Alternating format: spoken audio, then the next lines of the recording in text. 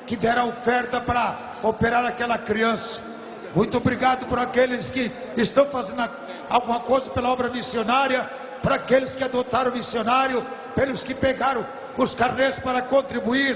Muito obrigado por vocês, de uma maneira ou de outra, estar cooperando com esta obra. Deixe o convite a todos vocês, se Jesus não voltar, 2012, de 21 de abril até dia 30 de abril, nós estaremos reunindo-nos outra vez, um grande congresso, 30 anos, nós estaremos fazendo de Gideões aqui em Camboriú, sendo realizado aqui nesse ginásio e no pavilhão.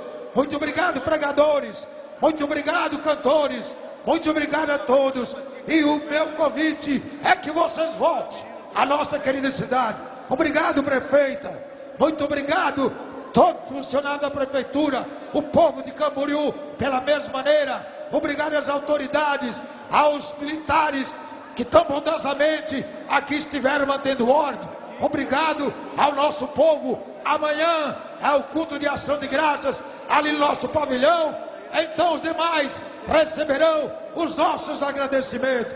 Muito obrigado, boa viagem, e volte sempre aqui na nossa cidade para o grande congresso dos Gideões Missionários da Última Hora.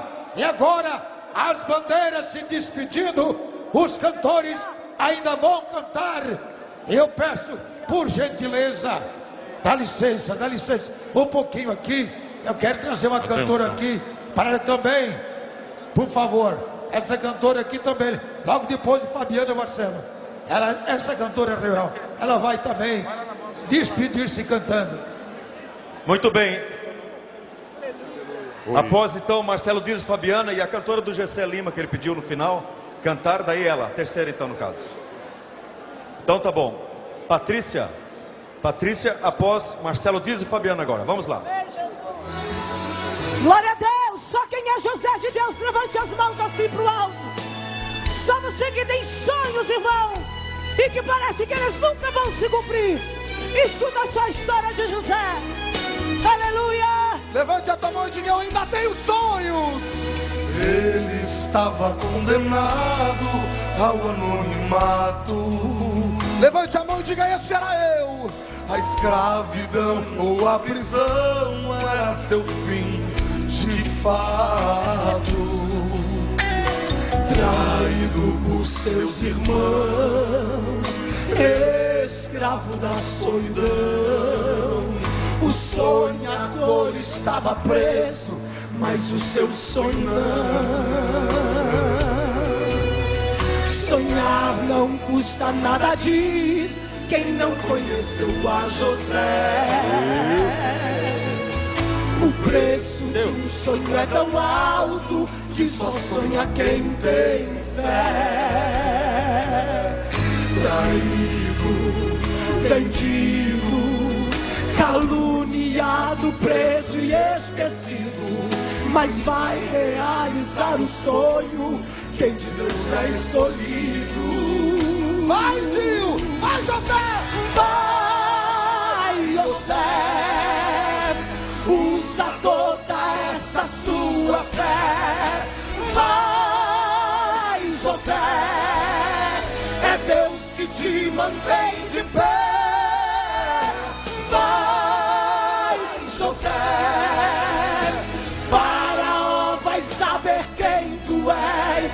Vai dormir essa noite na prisão, mas amanhã o seu lugar será lugar de campeão. Esse é lugar de campeão, pastor. Hoje ainda és anônimo, mas amanhã serás maior que teus irmãos. Só quem está preparado para a honra de Deus. Ainda que te vendam, o teu dono é o Senhor. E se te humilharem, Deus peleja em teu favor. Você não é escravo, prisão não é seu lugar. Deus diz assim: não temas, te criei para governar. Os que te humilharam não vão te reconhecer. Será tão grande a bênção que eles não vão entender como é que um derrotado se tornou um vencedor. O segredo da honra é honrar o teu Senhor. Ainda que te vendam, o teu dono é o Senhor. E se te humilharem, Deus peleja em teu favor. Você não é escravo, prisão não é seu lugar. Deus diz assim, não temas, te criei pra governar. Os que te humilharam não vão te reconhecer. Será tão grande a bênção que eles não vão entender como é que um derrotado se tornou um vencedor. O segredo da honra é honrar o teu Senhor. Não vai ser do alto assim. Ai, José, usa toda essa sua fé. Ai, José, é Deus que te mantém de pé. Vamos encerrando com Ai, José, Faraó vai saber quem tu és. Vai dormir essa noite na prisão, mas amanhã o seu lugar será lugar de campeão. Hoje ainda és anônimo, mas amanhã serás maior que teus irmãos. Então dá glória! Ainda que te vendam, o teu dono é o Senhor. E se te humilharem, Deus peleja em teu favor. Você não é escravo, prisão não é seu lugar. Deus diz assim, não temas, te criei pra governar. Os que te humilharam não vão te reconhecer. Será tão grande a bênção que eles não vão entender como é que um derrotado se tornou um vencedor. O segredo da honra é